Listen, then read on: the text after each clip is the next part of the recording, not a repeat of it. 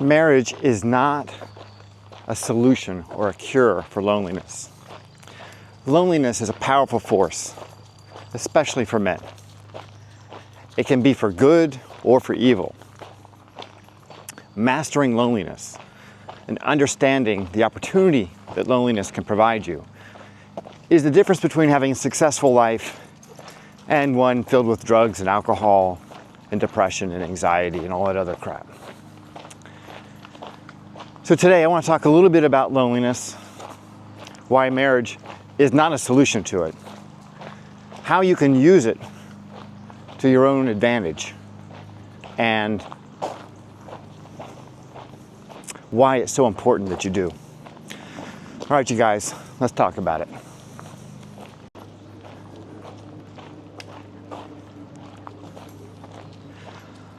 My first real encounter with loneliness occurred when I was about 20 years old, and I had broken up with my first real love, my first real girlfriend. And it caught me completely by surprise. I had no idea I could feel so bad. I had no idea that the hole that was left where she once occupied a space in my life would be so deep. I mean, it was sad and pathetic. It's almost embarrassing how deeply hurt I was by that experience. And I was completely unprepared for it. I think I spent the next year or two trying to replace her, trying to figure out how to find some way to make this right. I remember in college listening to Bruce Springsteen's Jungleland while drinking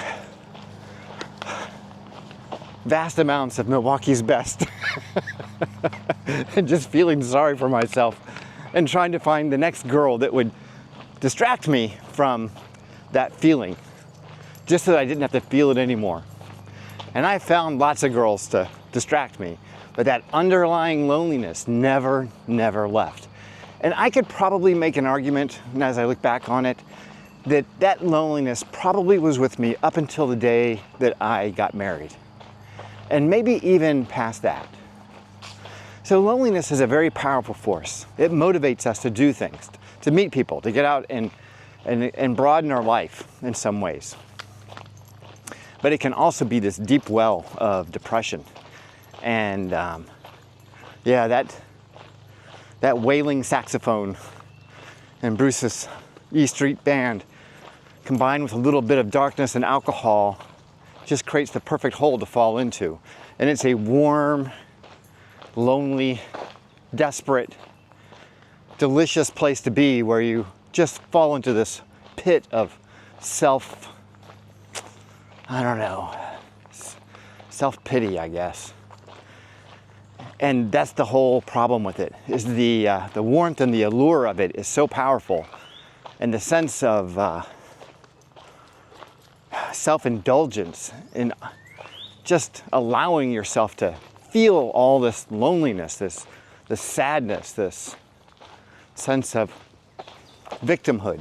Oh, it's just, it's like eating a chocolate cake. I mean, it is sweet and it is terrible. It is not good for you. It is just not good at all. But it does suck you in.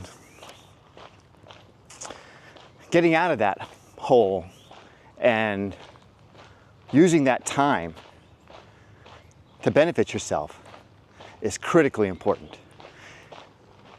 Seeing it for what it is, it's an indulgence. It's not a benefit. You're not going to grow from one more beer and one more rendition of Jungleland. No, you've got to snap out of it. You've got to target your next objective. You've got to move with intention in the direction of your own desires. Only through that will you get yourself out of it.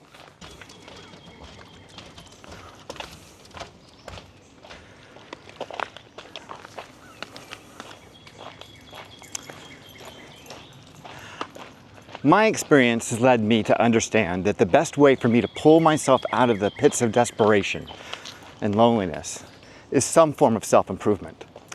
When I turn my attention toward improving myself either physically or intellectually or spiritually.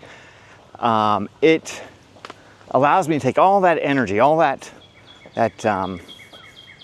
emotion, and put it in a direction that is benefiting me. And soon thereafter, that loneliness becomes less and less of an issue. It ebbs and flows a little bit for a while, but before you know it, you've got it under control. And I think that's the thing that most guys don't understand, is that you definitely need to lean heavily, hate to say the self-help space, but there is an aspect to it that's self-help. Even if it's just getting into the gym, into the physical gym, get into the mental gym, get into the spiritual gym. You've got to work your brain out. You've got to work your body out. You've got to work your soul out. You've got to figure the shit out for yourself. Otherwise, it will consume you. And like I said, loneliness can be a force for good or evil. And only you can decide which it's going to be.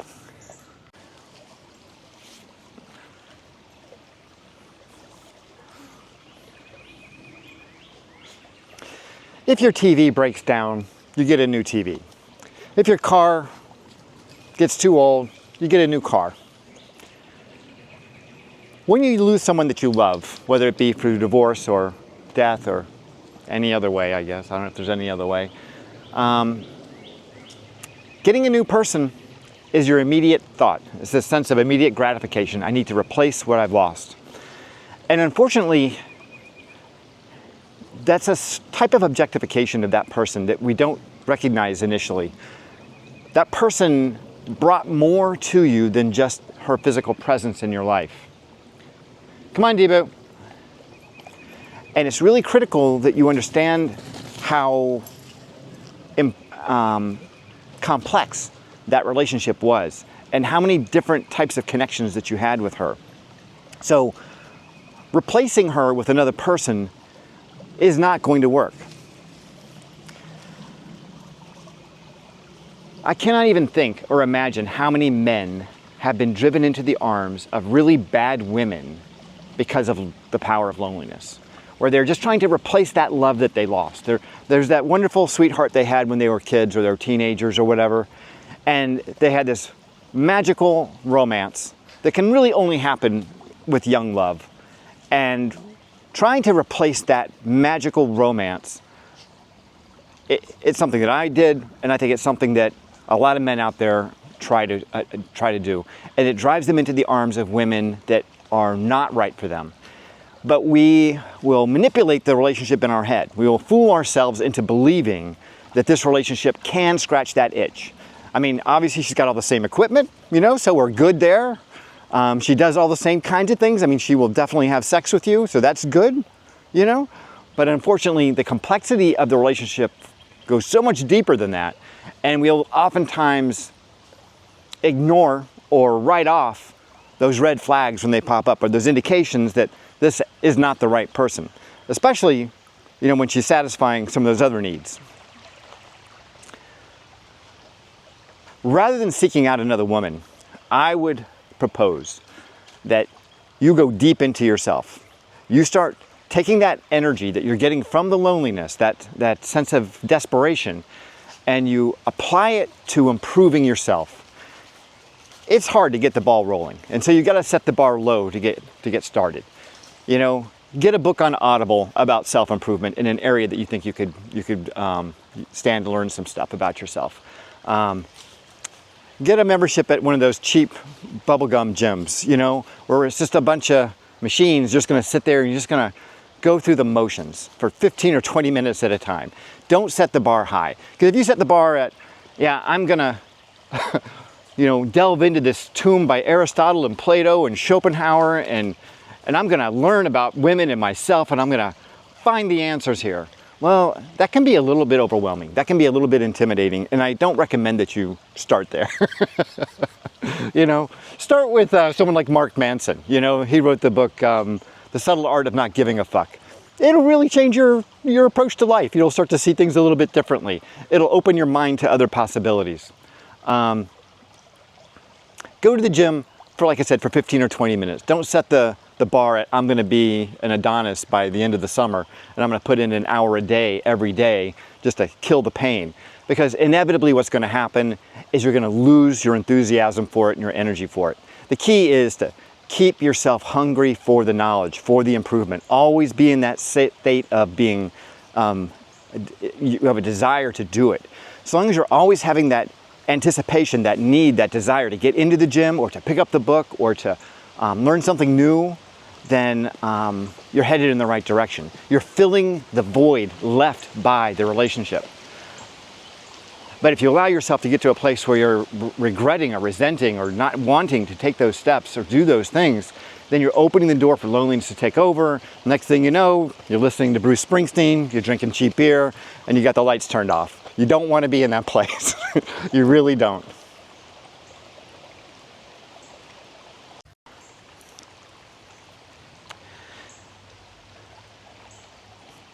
So when you're learning a new sport or skill, you're going to have a certain level of success and failure. I remember I was a pitcher on my little league team, and I had to practice pitching a lot because I did not have a strong arm. So my only opportunity was accuracy, and accuracy for a 10-year-old does not come naturally. So I had to work hard on being accurate. There was a lot of failure, but each failure, especially when you're learning to throw a ball, is an opportunity to improve, because I could adjust the way I threw. I could adjust my targeting. I could adjust where my eyes went. I could adjust the way my arm moved. I could make all these little subtle adjustments to get the ball to the place that I wanted it to be. Everything in life is like that. But relationships are different in our heads, and they're not different in reality. So when a relationship fails, the pain is so deep, and sometimes the impact is so significant that we want to push that blame aside. We want to push that failure aside and give it all to her. She's the reason it failed. It's all on her. There was nothing that I did or could have done differently. The temptation is to lose the opportunity to grow from this experience because we don't want to accept that we had anything to do with our own pain, our own demise, our own loneliness. But the opportunity in the failure is so powerful. And when you go through a relationship and it fails, and you're experiencing that sense of loneliness and that sense of loss, the opportunity to figure out how you can be a better man, how you can be a better partner, how you can be wiser going into the next relationship, how you can maybe select a better woman. Maybe that's the key for you. Have more self-esteem, have more self-respect. There's just so many opportunities for you to dissect that relationship and understand your role in it and what you would change next time around. And taking time to go through that process is immensely important, because if you spend all your time wallowing in the pain and in the darkness and the beer and the song, you don't get anywhere. You don't make any progress. So the next time you get out there on the field to play, and you haven't done any practicing, you haven't honed your skills, guess what's going to happen? Yeah, exactly the same thing.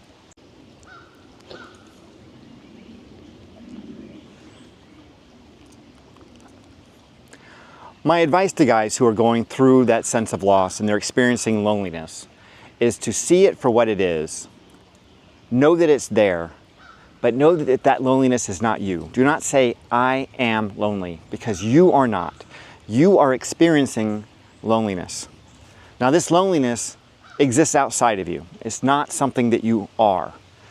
You can use this loneliness as a tool to achieve greatness in your life, as a motivator to become a better version of yourself. Or you can allow this loneliness to occupy your body, in which case it will dictate the way your life goes from there. And generally speaking, it's not good. It just extends the pain, it extends the loss, it makes you feel worse longer. When you internalize that loneliness, it takes up residency in your heart, in your soul, in your mind, and it blackens everything else out, because it's really at its root, it's the ego's way of just getting a lot of attention, because it makes you feel like you are not good enough, like you're not measuring up, like you're I don't know, you just get, it just puts you in that victim frame of mind, and it's destructive, it's self-destructive. So see it for what it is. It lives outside of you. It's there. It's not who you are. It's just something that exists. Understand that it's there, and you're going to experience it from time to time. It's going to affect you from time to time, but it doesn't have to be your identity. Use the knowledge of that loneliness and knowing that you're going to have to do something about it to improve yourself, to become your best self. Read some books, you know, get some physical activity in, maybe work on your diet, become a better version of yourself. You know, read some philosophy, read some spiritual texts, self-help books, philosophy, whatever it is that you're into, history. Intellectual pursuits at this time are brilliant because they make you feel like you're improving. It rounds you out as a man. Don't allow all these intellectual pursuits to distract you from your masculinity. I think a lot of guys think that, well, if I'm a bookworm, I'm not very masculine. And masculinity is not defined by some big hairy guy with a mustache. Masculinity is defined by the pursuit of excellence, the pursuit of competence, being useful to yourself and to the world. That's what makes a man. It's not about the way you look, how big you are, how strong you are, any of that bullshit. That's all the trappings. What makes you a man is that pursuit of excellence, that rational thought, the desire to be useful and to be make a meaningful difference in the world. That's what makes a man. Anyway, you guys, I hope this video has been useful. I hope it's been interesting. I hope that any of you guys who are going through loneliness will find it helpful. You know, I do some coaching, so if you want to talk to someone, you want to talk to me a little bit about how you can get yourself out of this loneliness trap and start taking steps toward healing yourself and getting on that self-improvement train, please feel free to go to my website at johnsgriffin.com. I'm trying to expand the number of sessions I have available. I get booked up pretty quickly. If there is a time that you are available and you're not seeing it on the calendar, please just send me an email at john@johnsgriffin.com, and I will see where I have breaks during the day, because sometimes I have breaks from my other job during the day and I can fit you into one of those. Anyway, until next time, stay healthy, and if you can, stay single.